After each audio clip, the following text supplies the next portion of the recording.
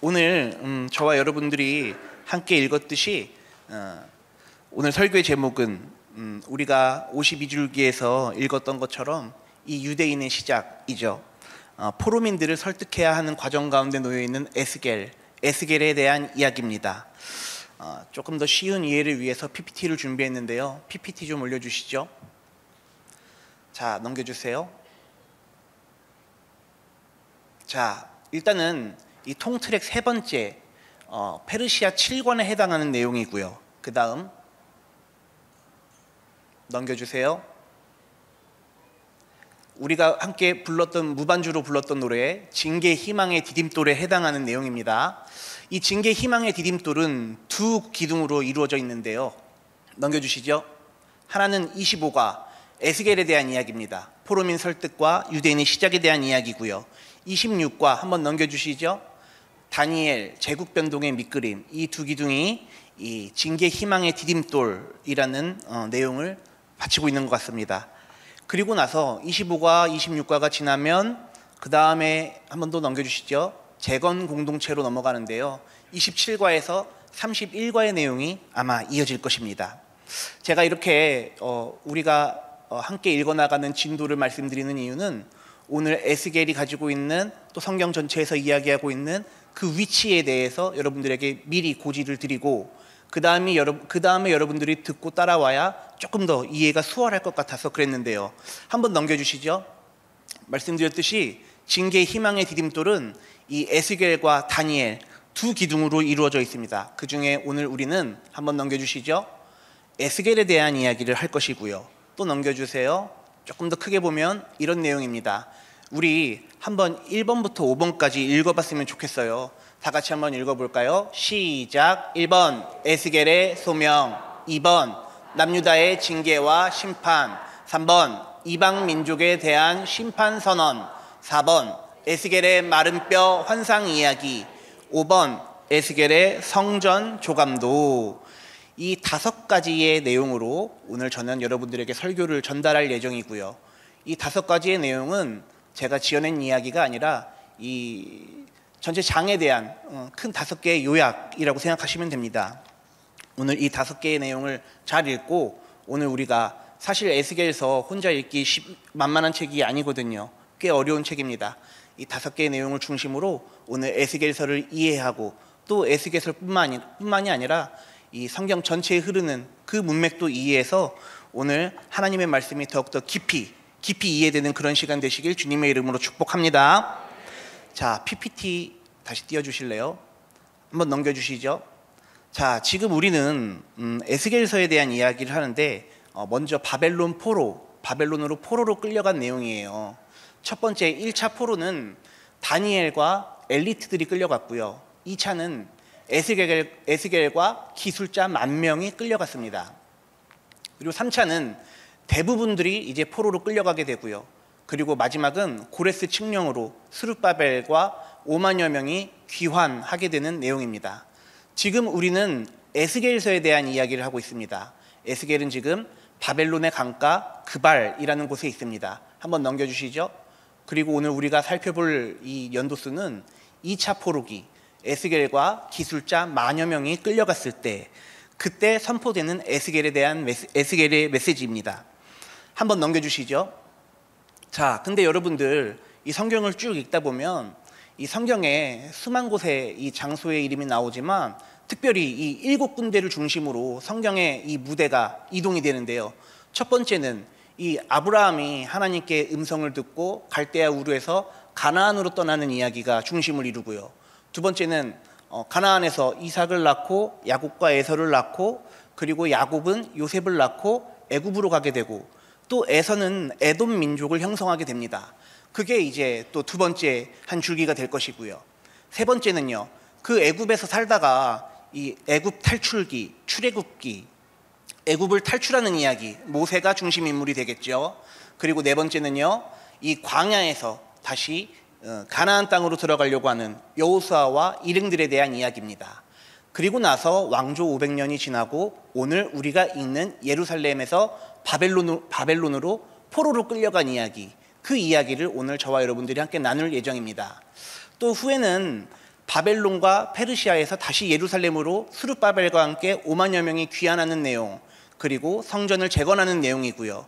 그리고 중간기가 있다가 예루살렘에서 땅끝으로 이동하는 예수님 시대의 신약 이야기가 펼쳐지게 됩니다. 이 7개의 무대를 잘 기억하셔서 여러분들 성경을 읽을 때 시야가 점점 더 넓어지는 저와 모두가 되기를 주님의 이름으로 축복합니다. 자, 한 번 더 넘겨주시죠. 한 번 더 넘겨주세요. 지금 예레미야는 어디에 있다고 제가 PPT에 올려놨죠? 이스라엘에 있습니다. 이스라엘 중에서도 예루살렘 성전 근처에 있습니다. 한 번 더 넘겨주세요.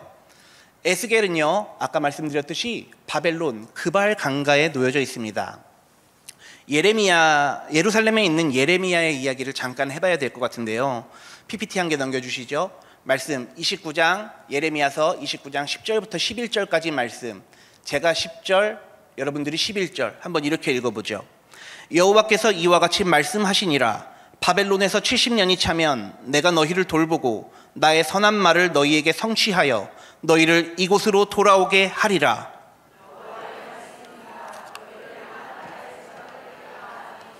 평안이요 재앙이 아니니라. 너희에게 미래와 희망을 주는 것이니라. 아멘. 자, 지금 예레미야는 어디에 있다고 아까 말씀드렸죠? 예루살렘에 있습니다. 예루살렘에서 지금 우리가 번갈아 읽은 이 말씀을 선포하고 있는 것이죠. 예레미야는 사람들이 조롱하고요, 박해하고요, 이 못되게 굴었어요. 왜요? 이 예루살렘이 무너질 리가 없는데, 이스라엘이 망할 리가 없는데 예레미야는 70년 동안 포로로 끌려가게 될 것이다. 이렇게 우리가 번갈아 읽었듯이 계속해서 선포했기 때문이죠. 예레미야가 포로가 될 것임을 선포했고 그 기간이 70년이 될 것을 명확하게 예언했습니다. 그러나 여러분, 70년은 단순한 징계가 아니라 이스라엘을 새롭게 하는, 그 사람들의 정체성이 재창조되고 회복되는 시간임을 여러분 믿으시길 바랍니다. 그래서 우리는 희망의 디딤돌, 이렇게 이야기를 하는 것이죠. 70년의 징계가 단순히 징계로 끝나는 것이 아니라 희망의 디딤돌이 된다는 사실 잘 기억하시면서 오늘 설교를 잘 따라와 주시길 바랍니다. 에스겔은 지금 바벨론 그발 강가에 있습니다. 예레미야는 예루살렘에 있습니다. 그런데 두 선지자가 이야기하는 내용은 거의 대동소이합니다. 70년 동안 우리는 징계를 받을 것이고 그 징계가 끝날 갈쯤에 우리는 극상품의 무화과 나무가 될 것이라는 이야기죠.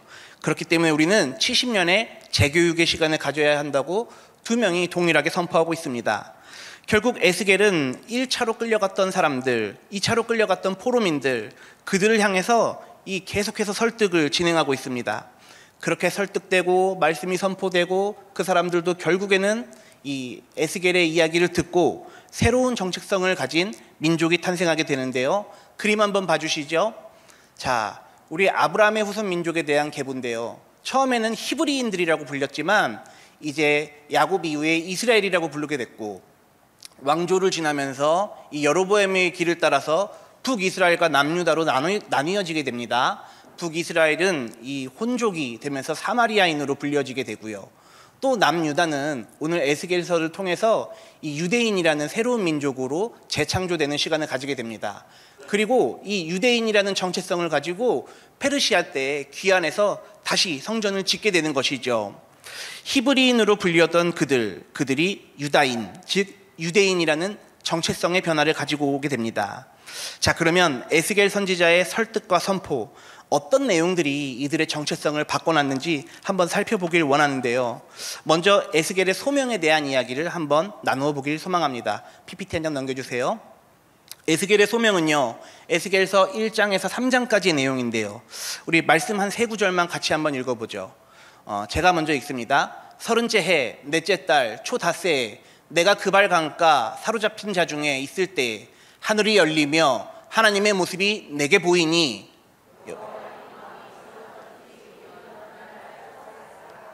갈대아 땅 그발 강가에서 여호와의 말씀이 부시의 아들 제사장 나 에스겔에게 특별히 임하고 여호와의 권능이 내 위에 있으니라. 아멘. 지금 에스겔은 포로로 끌려간 바벨론 땅에서 하나님께 부름을 받습니다. 여러분들 1절을 보니까요, 노란색으로 30째 해 제가 표시해 놨는데요, 에스겔이 30살 정도 되었던 것 같습니다. 그리고 3절에는 에스겔의 직업이 나와 있는데요. 에스겔의 직업이 무엇일까요? 제사장입니다. 여러분, 근데 우리는 에스겔서를요 선지서라고 부르잖아요. 그러면 에스겔은 선지자라는 이야기잖아요. 에스겔은 제사장일까요? 선지자일까요? 헷갈리시나요? 제사장이었다가 선지자가 된 것이죠. 근데 여러분, 이게 굉장히 중요해요. 왜 중요한지는 후에 말씀드리겠지만 어찌됐든 여러분들 에스겔이 제사장이었다는 사실을 잘 기억하시길 주님의 이름으로 축복합니다. 또 그가 본 환상에 대해서 제가 다 이야기할 수 없어서 짤막하게 요약해드리면, 이 번개처럼 번쩍이는 4가지 생물, 또 서로 맞물려 돌아가는 바퀴들, 궁창 위의 보좌, 그 보좌 위에 빛나고 불꽃 같고 단단한 청옥 같은 형상, 하나님을 상징하겠죠. 그런 것들을 환상을 경험했습니다.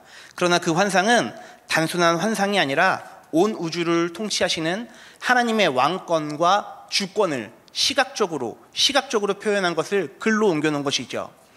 그 순간 그 환상을 경험한 에스겔은 어떻게 되었을까요? 완전히 압도당합니다. 그는 제사장이었지만 포로로 끌려와서 성전과 멀어졌어요. 예루살렘 성전과 먼 거리에 있습니다. 그러니까 제사장의 일을 할 수 있나요? 없나요? 없어요.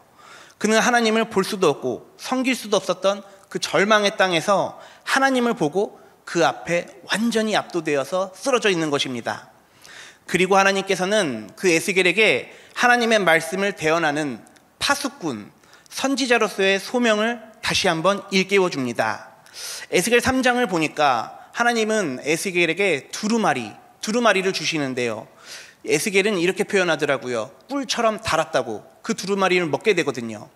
그런데 여러분, 에스겔서의 전체적인 문맥상 그 두루마리가 정말로 꿀송이처럼 단 그런 달달한 내용이었을까요? 그렇지 않을 것 같아요. 그 두루마리의 내용은 애가, 탄식, 재앙에 대한 이야기가 가득했을 것입니다. 자, 이제 에스겔은 그가 먹은 두루마리에 기록된 하나님의 뜻을 받들어서 1차 포로로 끌려갔던 엘리트들, 그리고 2차 포로로 끌려온 기술자들, 그들을 설득해내야 됩니다. 우리는 이 70년의 징계의 시간 동안 회개하고 거듭나서 극상품의 무화과 열매로 맺어져야 합니다. 이렇게 계속해서 설득을 하는 과정을 거쳐야 되는 것이죠. 이게 에스겔의 소명이고 하나님의 부르심이고, 그리고 이러한 에스겔의 소명은 여러분, 오늘을 살아가는 저와 여러분들에게도 유효한 메시지임을 잘 기억하시는 저와 모두가 되시길 주님의 이름으로 축복합니다. 자, PPT 한번 보여주시죠. 한번 읽어주시겠어요? 시작. 남유다의 징계와 심판. 자, 에스겔서 4장부터 24장까지는 남유다에 대한 이야기가 나오고 징계와 심판을 받는 이야기입니다. 이제 에스겔은 무너져가는 조국 예루살렘의 실상을 이 상징적으로 외치기 시작하는데요. 벽돌 위에 예루살렘과 바벨론 이렇게 포위하는 이런 상징적인 작전을 연출하기도 하고요. 왼쪽으로 390일 누웠다가 오른쪽으로 40일 누웠다가 이런 행위들도 하기 시작합니다. 또 음식을 인분으로, 이 쇠똥으로 구워서 먹는, 이런 떡을 거기서 구워 먹는, 이런 어떻게 보면 좀 괴기스러운 일도 하게 되고요. 또 자신의 수염과 머리를 깎아서 이 다른 곳에 흩날리기도 하고 불태우기도 하고, 어찌됐든 그런 우리가 이해하기 힘든 상징적인 행동을 하게 됩니다. 이런 상징적인 행동은 예루살렘은 멸망할 것이다, 이런 뜻을 내포하고 있는데요. 에스겔서 8장을 보니까요, 이런 말을 했던 이유들이 나와 있는 것 같습니다. 예루살렘 성전에서 사람들은 그 속에서 몰래 우상을 숭배하고, 심지어 성전 안에서는 태양신을 예배하며, 그리고 여호와께서 보지 않으신다고 말하는 그런 죄를 저지르게 되는 것이죠. 또 그들은 우상 숭배뿐만이 아니라 큰 오해를 하게 되는데요. 하나님이, 우리가 이렇게 포로로 끌려온 것 보니까 이스라엘의 하나님, 여호와 하나님이 힘이 별로 없으시네, 약한 신이네, 이렇게 생각한다는 겁니다.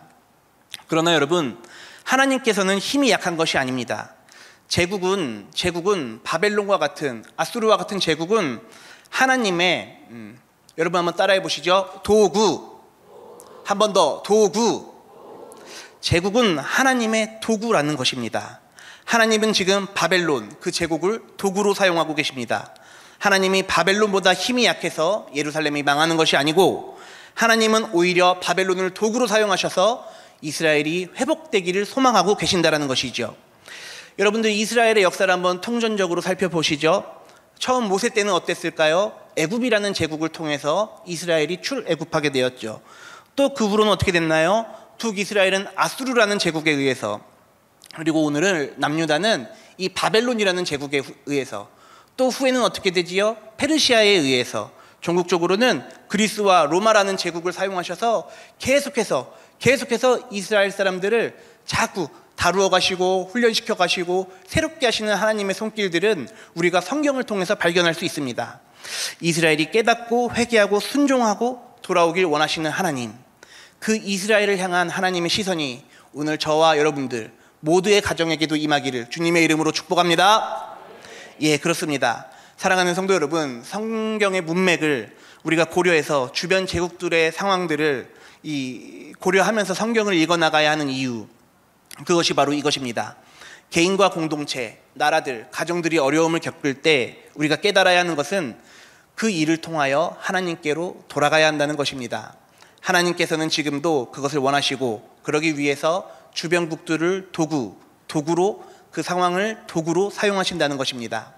그러니 여러분, 우리가 만약에 고난의 상황 가운데 있다면 여러분들 징계로 끝내지 마시고 희망으로 디딜 수 있는 그 복된 기회를 잡게 되는 저와 모두가 되기를 주님의 이름으로 축복합니다. 우리가 그런 것들을 깨닫는다면, 우리가 고난이 올 때 이것은 기회라는 것, 희망이라는 것, 그것을 우리가 깨닫게 된다면 제국 두렵지 않습니다. 다 하나님의 손 안에 있기 때문에 그렇습니다. 믿습니까? 예.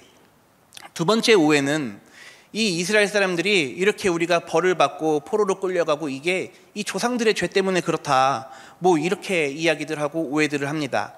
이 오해는 뭐 제가 굳이 변론하기보다 우리가 에스겔의 대답을 한번 서로 읽어보면 오해가 풀릴 것 같은데요. 에스겔서 18장 19절에서 20절 말씀, PPT 화면, 여러분들이 먼저 한번 읽어주시죠. 시작.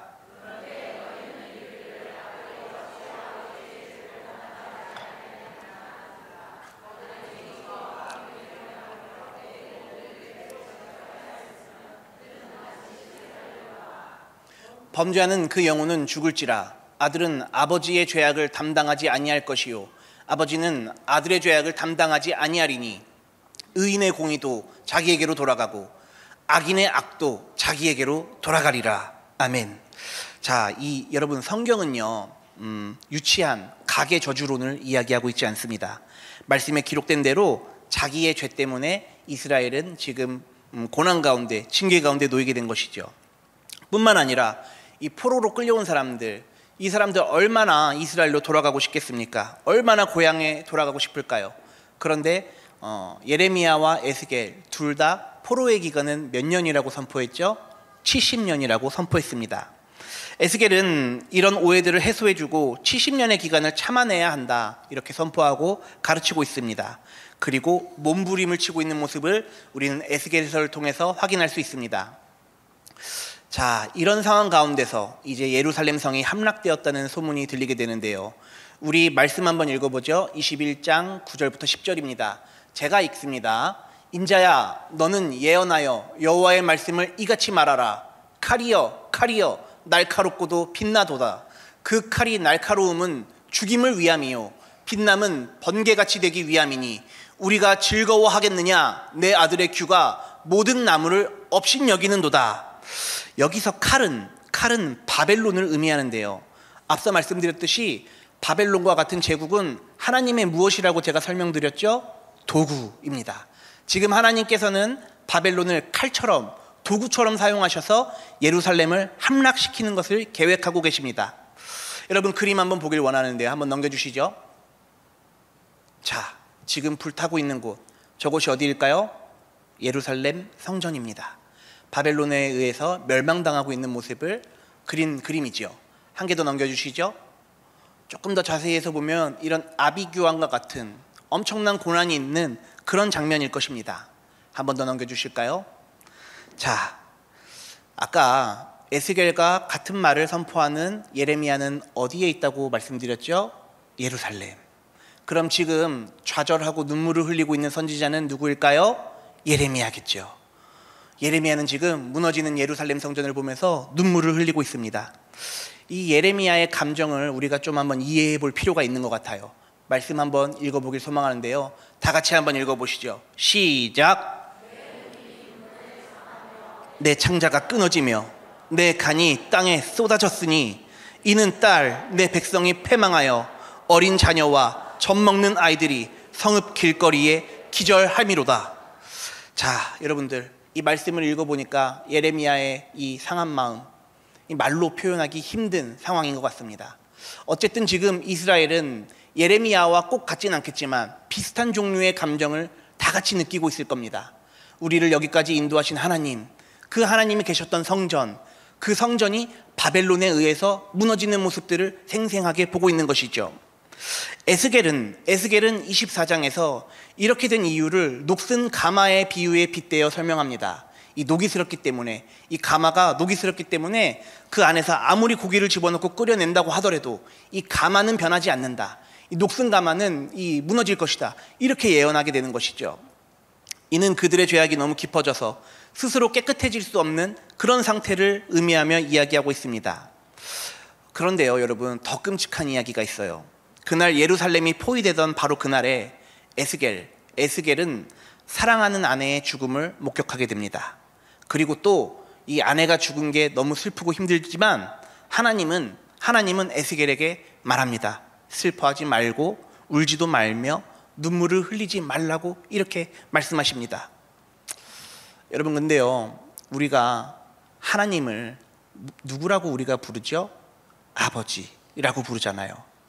여러분들, 그렇다면 우리는 이 징계를 통해서 아버지의 마음을 한번 읽어낼 필요가 있을 것 같은데요.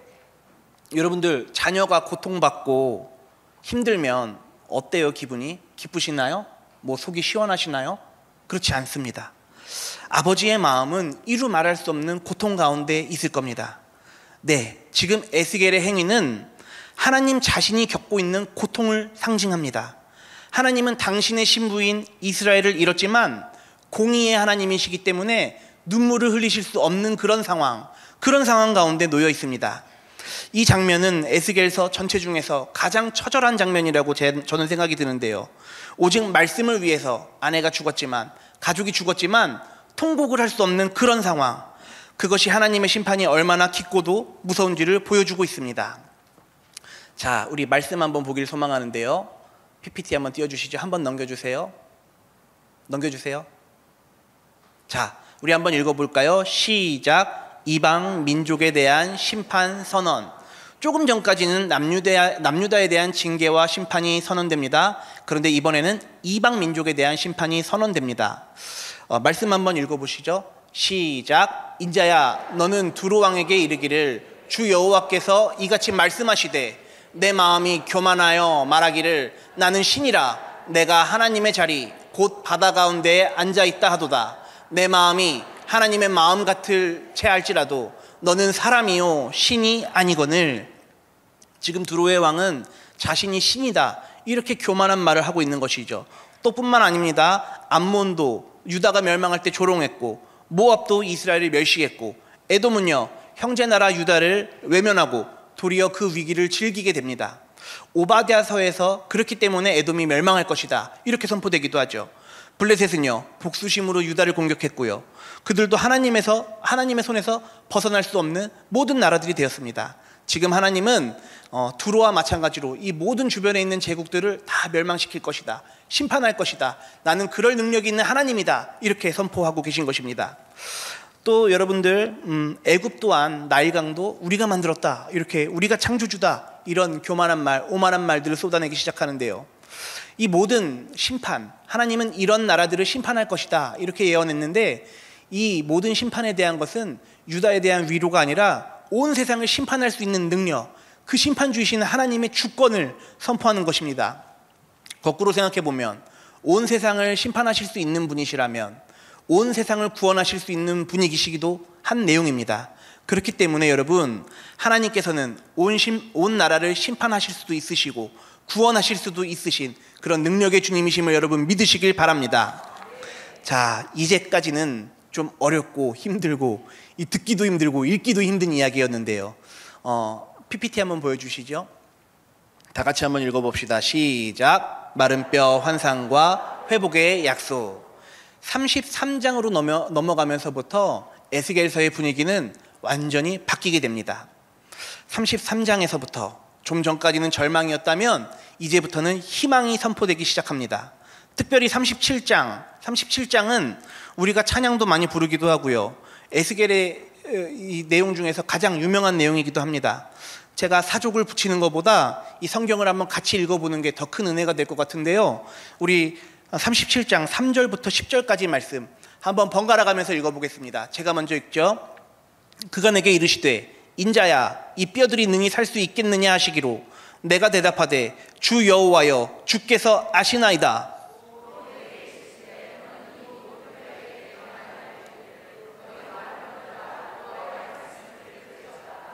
주 여호와께서 이 뼈들에게 이같이 말씀하시기를 내가 생기를 너희에게 들어가게 하리니 너희가 살아나리라.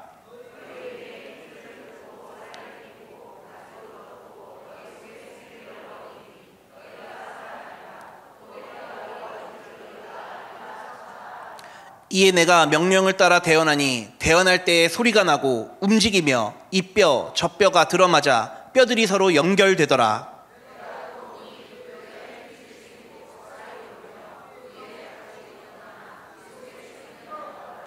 또 내게 이르시되 인자야 너는 생기를 향하여 대언하라. 생기에게 대언하여 이르기를 주 여호와께서 이같이 말씀하시기를 생기야 사방에서부터 와서 이 죽음을 당한 자에게 붙어서 살아나게 하라 하셨다 하라. 함께 읽습니다. 이에 내가 그 명령대로 대언하였더니 생기가 그들에게 들어가매 그들이 곧 살아나서 일어나 서는데 극히 큰 군대더라. 아멘. 자, 오늘 우리가 지금 번갈아 가면서 읽어본 이 에스겔서의 말씀, 이 37장의 말씀은 앞으로 있을 오순절에 대한 이야기이기도 하고요. 또 그렇게 해서 교회들이 생겨나고 이 모든 열방 가운데로 생명의 복음이 전파되는 그런 내용에 대한 예표이기도 합니다.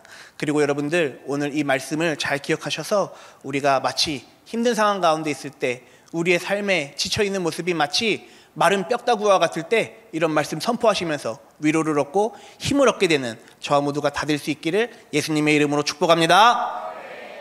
자, 이제 마지막 거의 다 왔습니다. 이제 5번째 꼭지인데요. 자, PPT 한번 틀어주시죠. 한번 읽어봅니다. 시작.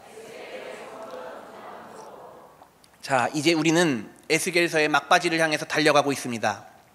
에스겔은 지금 하나님의 손에 이끌려서 또 높은 산으로 이끌려 들어갑니다. 거기서 한 사람을 만나게 되는데요. 그 사람은 청동으로 된 줄자와 갈대를 손에 들고 이 성전의 구조를 측량하기 위해서 그를 인도합니다. 그리고 아주 자세하게 에스겔은 환상 속에서 본 새로운 성전의 설계도를 직접 보고 에스겔서에 기록하게 됩니다. 그가 본 것을 그대로 기록한 내용이 40장부터 48장까지의 내용인데요. 자, 여기서 제가 퀴즈 하나 내보죠. 에스겔의 원래의 직업은 무엇이었을까요? 다 기억하시네요. 맞습니다. 제사장입니다. 제가 왜 이 직업에 대한 이야기를 할까요? 만약에 에스겔이 제사장이 아니었다면 이 성전을 환상을 볼 때 제사장의 안목으로만 볼 수 있는 그 전문적인 것들을 알아볼 수 있었을까요? 없었을까요? 없었겠죠. 그러니 하나님께서는 새로운 성전에 대한 유대인들의 희망을 불어넣기 위해서 제사장인 에스겔을 불러서 선지자로 세우신 것입니다. 믿습니까? 그렇습니다, 여러분. 이 장면은 우리에게 새로운 통찰을 시사합니다. 여러분, 왜 그럴 때 없으세요? 나는 이 일이 왜 내가 이런 고난을 겪어야 되는지 몰랐는데 지나고 보니 하나님께서 그 고난을 통하여 새롭게 일하시는 것을 우리가 경험할 때가 종종 있습니다. 지금 에스겔도 마찬가지입니다. 제사장이었던 자신의 경험을 하나님께서 사용하셔서 이스라엘에게 새로운 희망을 선포하고 계십니다. 우리 사랑하는 성도 여러분들, 그렇습니다. 우리의 인생 모든 것이 하나님 손에 붙들려 있습니다. 우리의 인생 중에서 허투루 사용되는 시간은 없습니다. 그러니 우리에게 주어진 시간을 하나님을 찬양하고 송축하고 예배드리면서 주님께 영광 올려드릴 수 있는 저와 모두가 다 될 수 있기를 예수님의 이름으로 축복합니다. 자, 이제 43장에서는 떠나갔던 하나님의 영광이 그 환상을 통해서 새롭게 보게 된 성전의 환상을 통해서 나갔던 동쪽의 문으로 다시 들어오는 모습을 보게 되고요. 또 이 에스겔의 환상 중에서 가장 클라이막스는 마지막 절에 있습니다. 48장 35절 말씀인데요. 48장 35절 우리 다 같이 한번 읽어보길 소망합니다. 한 번 더 넘겨주세요. 다 같이 읽어봅니다. 시작. 그 사방의 합계는 18,000척이라. 그날 후로는 그 성읍의 이름을 여호와 삼마라 하리라. 아멘. 자, 이 성전과 성읍의 마지막 이름, 이 책의 하이라이트입니다. 여호와 삼마, 뜻은요 여호와께서 거기 계시다, 이런 뜻인데요, 이것이 에스겔서의 결말이자 절정이고 하이라이트입니다. 하나님이 계시지 않았던 성전은 무너집니다. 그러나 이제 하나님이 계시는 성읍은 결코 무너지지 않습니다. 에스겔이 본 새 성전은 단지 과거의 영광을 회복하는 그런 모습이 아닙니다. 장차 그리스도 안에서 성취될 하나님의 영원한 임재, 거룩한 나라, 온전한 예배의 회복을 상징합니다. 하나님의 영광이 거하시는 곳, 생명이 흘러 넘쳐나는 곳, 하나님의 백성들이 거룩한 임재 가운데서 함께 사는 곳, 그런 곳입니다. 여러분, 우리 교회가 그런 공동체가 될 수 있도록 기도해 주시고 헌신해 주시고 예배 가운데 나와 하나님을 찬양하게 되는 저와 모두가 다 될 수 있기를 주님의 이름으로 축복합니다. 자, 오늘의 설교를 정리합니다. 제사장이었던 에스겔, 그는 절망의 예언자였지만 동시에 33장부터 살펴본 바 소망의 선포자이기도 합니다. 그는 무너짐을 보았고 하나님의 임재가 떠나는 것을 체험했습니다. 하지만 그는 다시 돌아오시는 하나님의 영광도 확인했습니다. 여러분, 하나님은 멀리 계신 분이 아닙니다. 무너진 심령에도, 깨어진 공동체에도, 절망의 골짜기에도 여전히 임하십니다. 그것이 바로 하나님이 계시는 자리, 여호와 삼마입니다. 멸망한 예루살렘, 그리고 그 이후에 남유다 사람들은 에스겔의 말에 귀를 기울이게 됩니다. 그리고 그들은 탁월한 민족이 됩니다. 그래서 제국의 틈바구니 사이에서 결국 살아남게 됩니다. 극상품의 무화과 열매가 맺혀지게 된 것이죠. 생각해 볼까요? 70년 후에 그들은요, 총독 스룹바벨이 탄생합니다. 그리고 성전을 재건합니다. 학개와 스가랴, 이런 선지자들이 나타납니다. 또 페르시아에서 모르드게와 왕비, 죽으면 죽으리이다, 우리 많은 위로를 얻었습니다. 또 에스라와 같은 학자, 느헤미야와 같은 탁월한 사람들, 페르시아에서 출현하게 됩니다. 뿐만 아니라 결국 메시아가 탄생할 텃밭을 만들게 됩니다. 이것이 이 에스겔이 포로민들을 설득하여 새로운 정체성을 회복하게 돼서 맺게 되는 무화과 나무의 열매와도 같은 내용들입니다. 우리 사랑하는 성도 여러분들, 결국 오늘 에스겔의 말씀은 예수님의 탄생까지 이어지기도 하고요, 새 성전의 환상으로 이 예수님께서 이렇게 말씀하셨잖아요. 너희 몸이 하나님의 성전이다. 여기까지도 이어지는 내용이 바로 에스겔서에 있는 내용입니다. 설교를 맺으려고 합니다. 우리 함께 통스토리로 읽어보고 이 오늘 요약된 내용을 다시 한번 복기하기를 원합니다. 다 같이 한번 읽어봅시다. 시작. 과거 애굽에서 히브리 민족이라 불렸던 아브라함의 후손들은 이제 바벨론에서 유대인이라 불리게 됩니다. 바벨론 제국은 중앙화 정책에 따라 남유다뿐 아니라 고대 근동의 많은 나라로부터 포로들을 끌어와 바벨론 성 건축을 비롯한 제국 건설에 그들을 노예로 부리며 이용했습니다. 때문에 바벨론 제국의 노예가 된 포로들은 자존감을 지킬 수 없는 형편이었습니다. 그러나 하나님께서는 예레미야와 에스겔 선지자를 통해 남유다 포로들이 70년 후에는 반드시 예루살렘으로 돌아갈 수 있다는 것과 그들이 바벨론에서 제사장 나라 훈련을 잘 받으면 극상품 무화과 열매가 될 수 있다는 희망을 주셨습니다. 아멘. 기도하고 설교 맺도록 하겠습니다. 여호와 삼마의 하나님, 에스겔이 선포했던 것처럼 우리 가운데 거기 계시는 주님을 찬양합니다. 하나님,